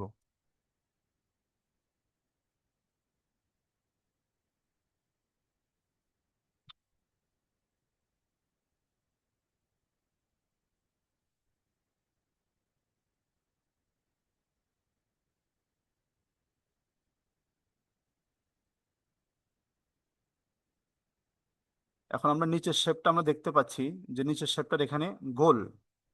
এটা কিভাবে গোল করব, এই জন্য আমরা এটাকে সমান করব। সমান করে আমরা এভাবে সিলেকশন টুল দিয়ে এটাকে সিলেক্ট করব। সিলেক্ট করে এখানে যে কর্নার উইজেট গুলো দেখা যাচ্ছে, ধরে আমরা টান দিব, দেখেন গোল হয়ে গেছে। তারপরে দেখেন নিচে আরেকটা শেপ আছে এখানে। এই শেপটা কয়েকভাবে করা যায়, আমরা একটু সহজভাবে করে ফেলবো আজকে। আমরা এখান থেকে একটা শেপ নিলাম, শেপ নিয়ে উপরেরটার মতো করে এটা যেভাবে গোল করছে আমরা এটাকে এভাবে গোল করে নিব। এভাবে গোল করে নিলাম। এটাকে আমরা আলাদা একটা কালার দেই বোঝার জন্য, একটা সাদা কালার দিলাম। একটু ছোট দেখা যাচ্ছে, আমরা এটাকে একটু সমান করে নেব।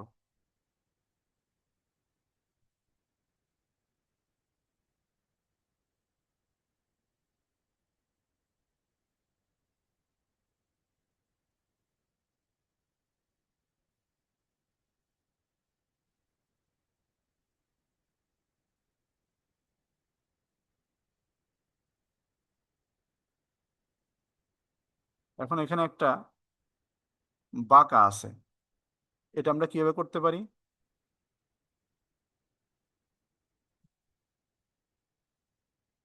এটা আমরা পেন টুল দিয়ে সহজে করে ফেলতে পারি। এছাড়াও এটাকে করা যাইতো এই শেপ থেকে কেটে এখান দিয়ে এভাবে ওটাকে করা যাইতো, কিন্তু আমরা পেন টুল দিয়ে এটাকে করে ফেলবো সহজের জন্য। আমরা এখান থেকে এখানে একটা ক্লিক করব, এখানে একটা ক্লিক করব, একটা ক্লিক করব, এখানে একটা ক্লিক করব। তারপর আমরা কার্ভারচার টুল নিয়ে একটু এটাকে, হ্যাঁ, এটাকে এভাবে বাঁকা করে দিব। এই এই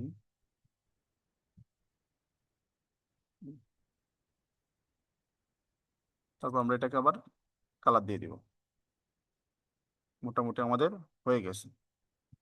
আমার তাড়াহুড়ার কারণে হয়তো একটু বাঁকা হয়েছে, আপনারা একটু ধীরে স্থির করলে আরো সহজ হয়ে যাবে, সুন্দর হবে। তারপর আমরা এটাকে পুরোটাকেই একসাথে গ্রুপ করব, গ্রুপ করে আমরা এটাকে আবার কালার দিয়ে দিব। এই আমাদের এই শেপটাও হয়ে গেছে। অর্থাৎ আমরা যখন ডিজাইন করবো আমরা এটাকে সহজভাবে চিন্তা করবো যে সহজভাবে ডিজাইনটা আমি কিভাবে করতে পারি। যখন আমি সহজভাবে চিন্তা করবো তখন আমার ডিজাইনটা সুন্দর হবে, সহজ হবে।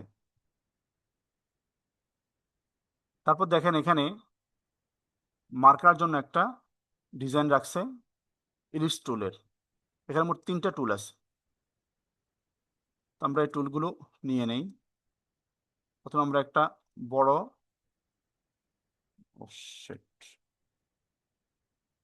ইলিপস টুল,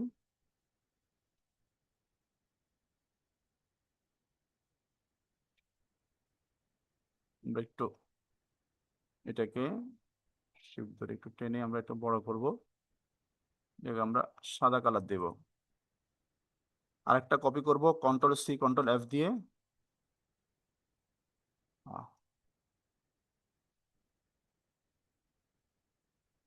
Ctrl+C Ctrl+F, এটাকে আমরা ব্ল্যাক কালার দেব। তারপর এটাকে ধরে আমরা একটু ছোট করব।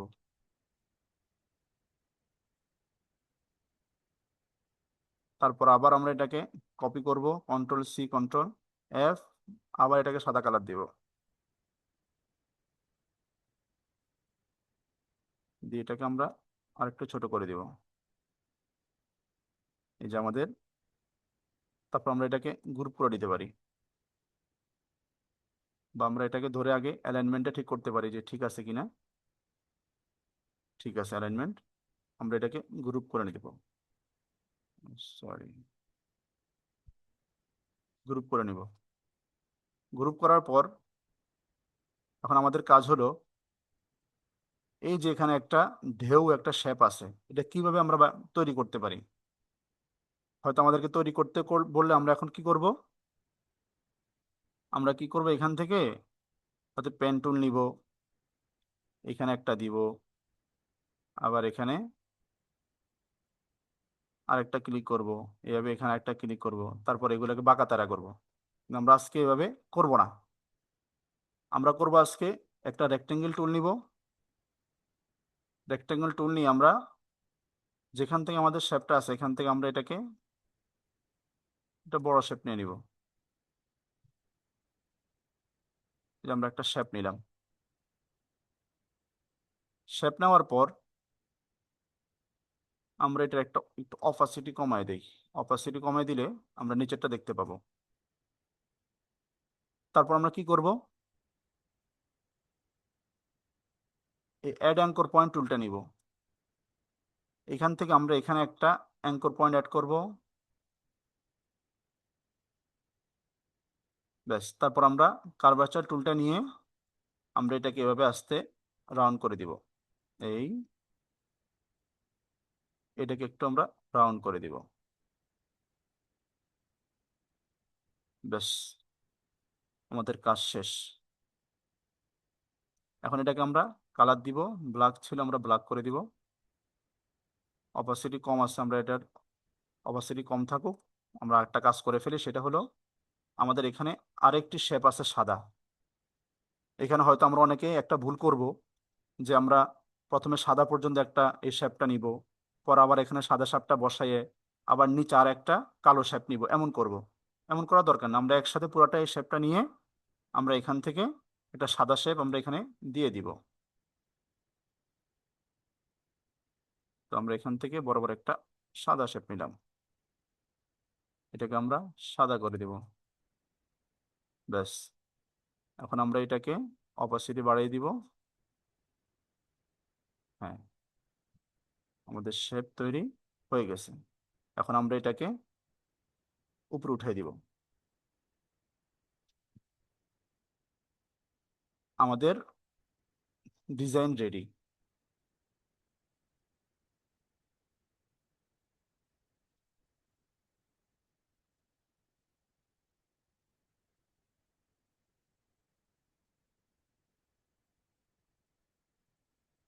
আমরা এটাকে সমান করে নেব। আমাদের ডিজাইন রেডি।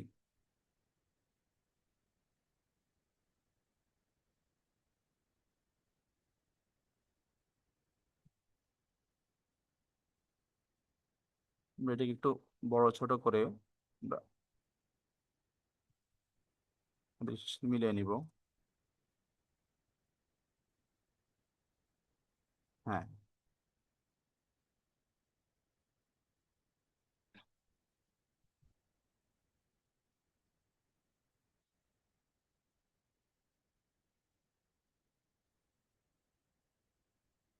এবার হলো আমাদের লেখা। লেখাগুলো আপনারা লিখে নেবেন, যেহেতু আমার এখানে লেখা আছে। আমি এবার নতুন করে লিখতে যাব না, আমি এটাকে আনগ্রুপ করে লেখাগুলো এখান থেকে আমি কপি করে নিয়ে আসব। আপনার লেখাগুলো লিখে নেবেন।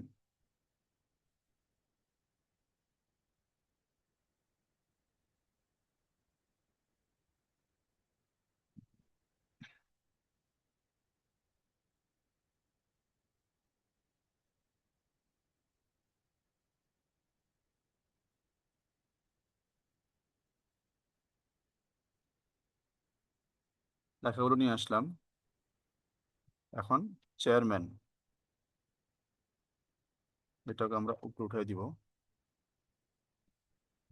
তারপর উনি চেয়ারম্যান পদপ্রার্থী, আচ্ছা এটা পুরোটা চলে গেছে।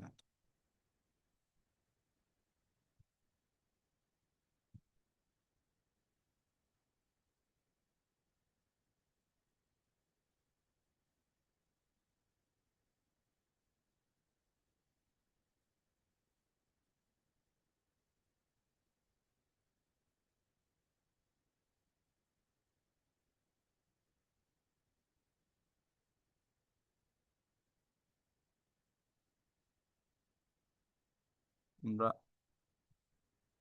এই লেখাগুলো নিয়ে আসবো।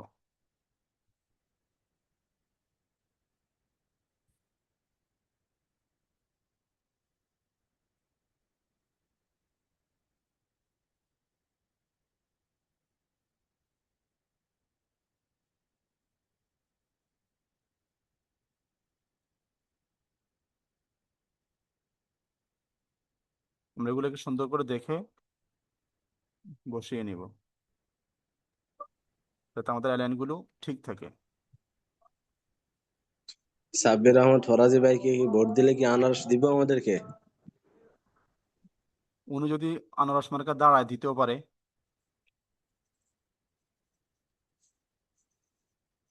আচ্ছা, এখান থেকে ফাইলে কি আমরা এখন এই নির্বাচনী যে আনারসটা দিয়েছিল, এটা আমরা কোত্থেকে আনছি এটা একটু দেখাবো। আপনারা এটা ফ্রি পিকে পেয়ে যাবেন, আনারস লেগে সার্চ দিলে পেয়ে যাবেন। আমি এটাকে এখান থেকেই কপি করে নিয়ে আসলাম।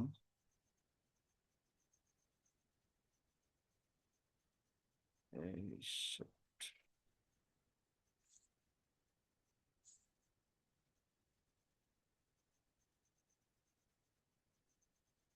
ল্যাপটপ বন্ধ করে দেন।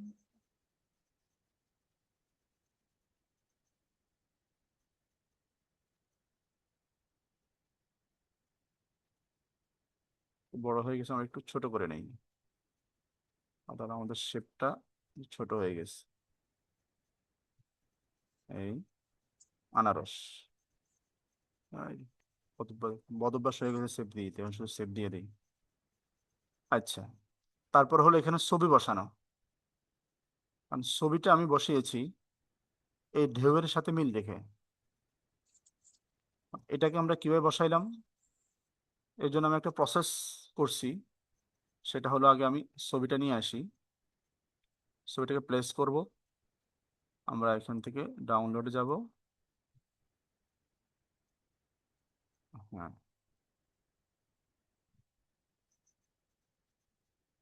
প্লেস, ছবিটাকে আমরা এখানে এনে বসাই দিব।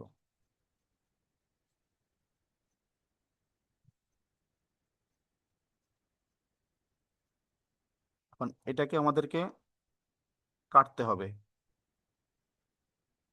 আমরা একটু এটা মতো আমরা একটু ডিজাইন করব এটাকে, বড় করে দেই। হুম, ঠিক আছে, ডিজাইন করে নিলাম। এই দেখেন ছবির মাঝখানে একটা ক্রস চিহ্ন আছে, এটাকে আমাদেরকে দূর করতে হবে। এই জন্য আমরা এখান থেকে এটাকে ইমবেড করে দিব, তাহলে এটা চলে যাবে। তারপর আমরা একটা কাজ করব,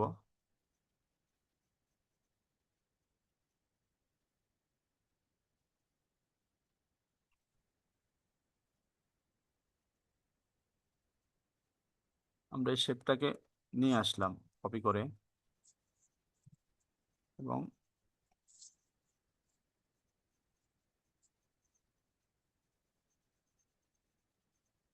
শেপটাকে ছবির উপরে দিলাম।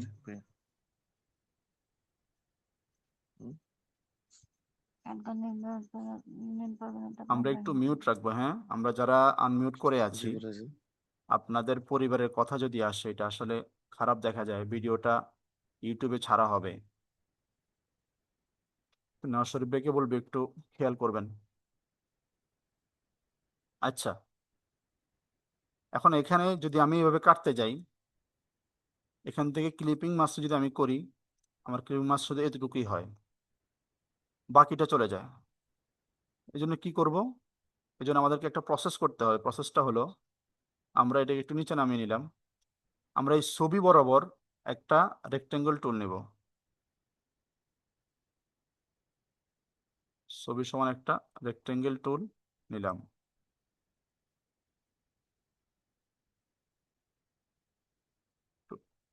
বর্ডার দিলাম,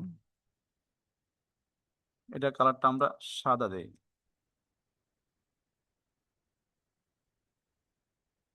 এখন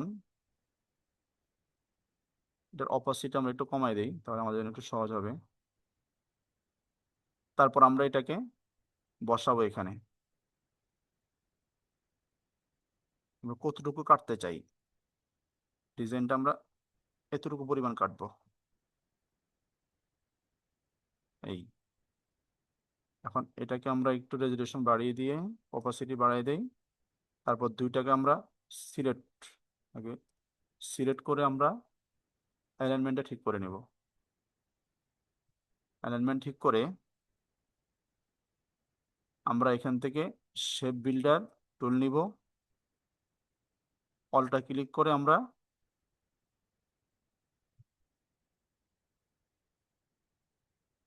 এতটুকু অংশ আমরা ফেলে দিব।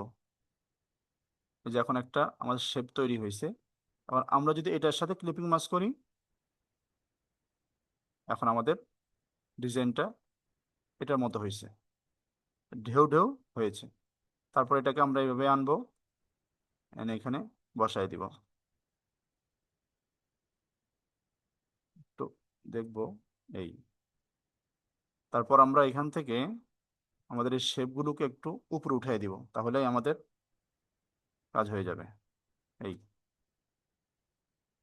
আমাদের নির্বাচনী পোস্টার রেডি। তারপর এটাকে আমরা আগে গ্রুপ করে নিব, এই। আশা করি সবাই বুঝতে পারছেন। আমরা এই যে এই আইকনগুলো, অর্থাৎ এই মার্কার বা আনারস যে কোনো কিছু, আমরা যদি আমাদের গুগলে যাই, এখান থেকে ফ্রি পিকে যদি আমরা ক্লিক করি, ফ্রি পিকে আমি আনারসে লিখছিলাম মনে হয়, আনারস লিখলেই আসবে আশা করি। দেখি, আরে বাবাটা সবচেয়ে বড় বড় হয়, আনারস ভেক্টর,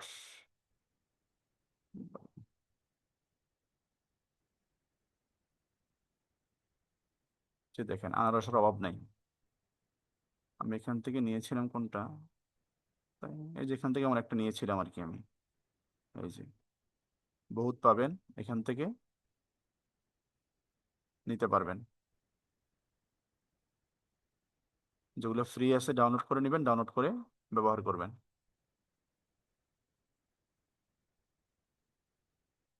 তাহলে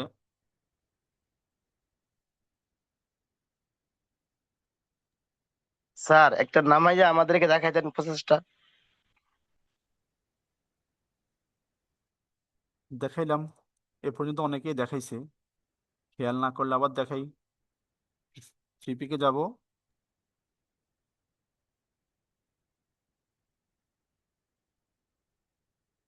এখানে আমরা যেটা সার্চ করলাম আবারও সার্চ করি, আনারস ভেক্টর।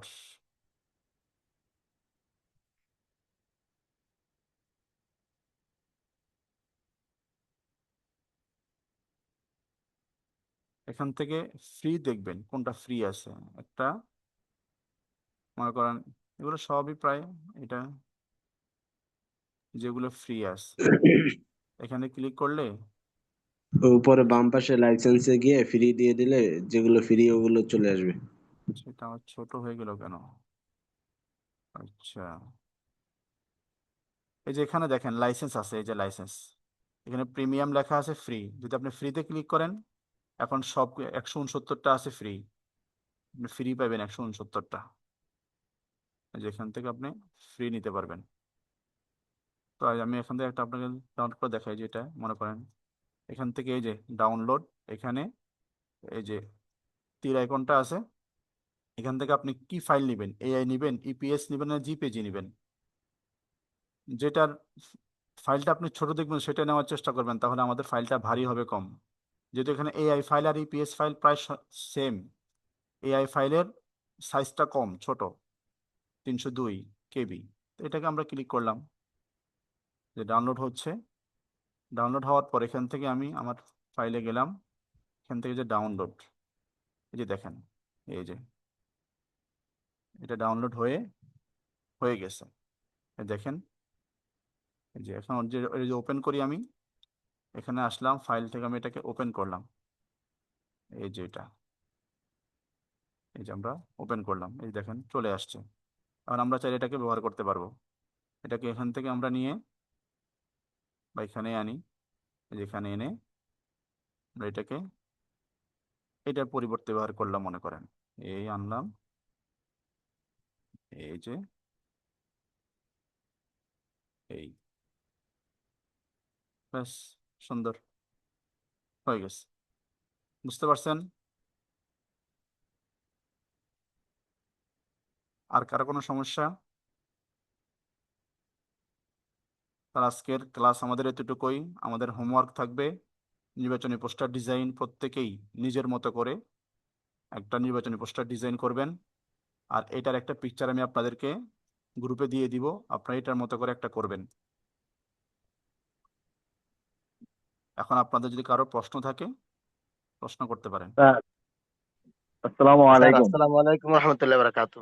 স্যার আমার একটা ওয়ালাইকুম জানার বিষয়, আপনি 18 যে পোস্টের সাইজটা নিচ্ছেন, এখানে কিন্তু আমরা কপি পেস্ট করছি।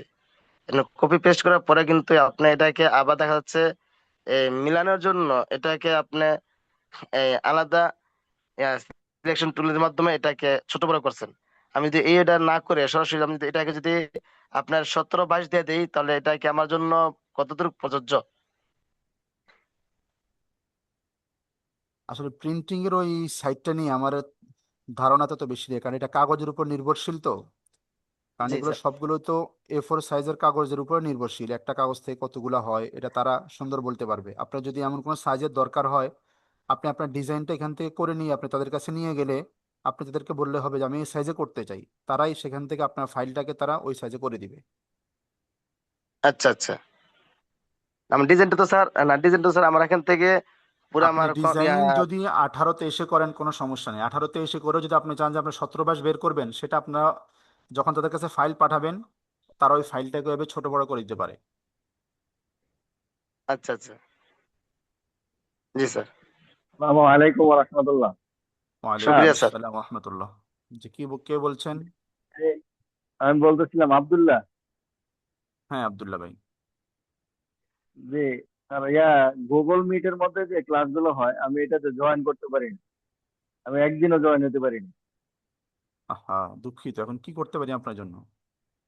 মানে এটা কিভাবে করতে পারি, জয়েন হওয়ার সিস্টেমটা কি আছে? গুগল মিটে তো ক্লাস শুধু একদিনে হয়েছে, আর তো হয় নাই। না এমনি আপনি একদিন করতেন আর ওই স্যার থাকতে যদি না, স্যার না আসলে আমি তো অনেকে গুগল মিটে আমি করি নাই। এই সোমবারে গুগল মিটের মধ্যেই হয়েছিল তো, সোমবারে লিঙ্ক হয়েছিল। দিছিল। হ্যাঁ। জি, এর আগেও অনেকবার এমন ওই স্যার আসে নাই, এরপরে গুগল মিটের মধ্যে অন্য ইয়া মনে করেন করাইছে। কিন্তু আমি অনেকবারই চেষ্টা করছি কিন্তু